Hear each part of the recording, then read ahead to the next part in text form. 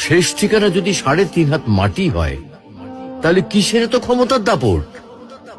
ভোর 5টায় মৃত্যু, সকাল 6টায় জানিয়ে দেওয়া হবে মাইকে, 8টায় শেষ গোসল করানো হবে, 9টায় তোমাকে নতুন কাপড়ে সাজানো হবে, জোহরের নামাজের পরে তোমার আলিশান বাড়ি থেকে বের করে নিয়ে যাওয়া হবে, 2টায় তোমার জানাজার নামাজ পড়ানো হবে, 2:30টায় তোমাকে কবরে নামিয়ে ফেলা হবে।